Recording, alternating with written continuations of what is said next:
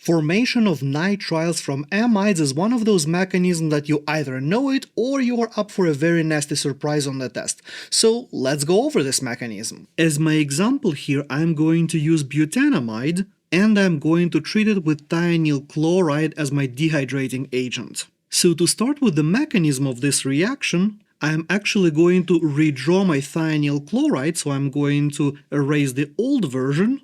And I'm going to draw the structural formula here instead, and in this structural formula I am showing the double bond between oxygen and sulfur, although another version where we have a single bond between oxygen and sulfur and a plus on sulfur minus on oxygen is also quite common and technically is actually more correct, but I digress. So step number 1 here is going to be the nucleophilic attack from our amide onto the sulfur atom, where we are going to kick one of those chlorines out. This is a simple nucleophilic attack that results in the formation of the following intermediate. Now, although it might be tempting to use an electron pair from the nitrogen over here, remember that when it comes to the carboxylic acids and carboxylic acid derivatives, it is always the oxygen that is going to be our nucleophilic atom and not whatever else is connected to that carbonyl. And that is predominantly because the species that we get after our attack here is stabilized by the resonance.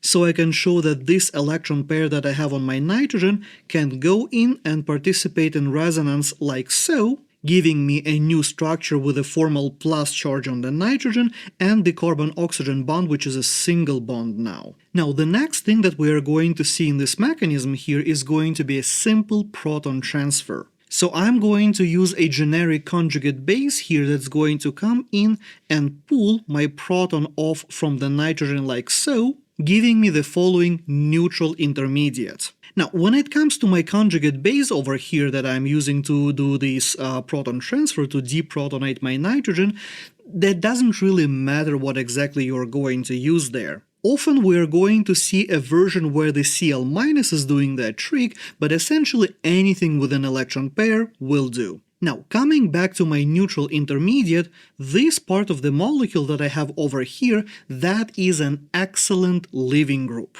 So what's going to happen next, the electron pair on the nitrogen is going to help this leaving group dissociate like so, giving me the protonated nitrile. We're also going to see the release of SO2 typically in the form of the gas, and we're also going to see the chloride anion popping off as well. And because we are forming the gas in this reaction, this particular step of this leaving group dissociation is extremely thermodynamically favorable. And so finally, for us to get to our final product, to our nitrile, we would have to get rid of this proton over here from our nitrile. So to do that, you can either use the chloride anion that you have just formed, or similar to what I have done in the previous case, I can bring whatever generic conjugate base I have floating around, essentially anything with an electron pair that can pull that proton off like so, giving us our final product, butane nitrile in this case, so a nitrile that we wanted to make in this case. And that's your whole mechanism. One other thing that I want to mention here, of course, is that the SOCl2 thionyl chloride is not the only reagent that can do that. The common alternatives are going to be compounds like POCl3, PCl5, phosphoric anhydride or phosphoric oxide if you want to call it this way, and a few other compounds as well. Now, mechanistically speaking, they're all going to do the same thing.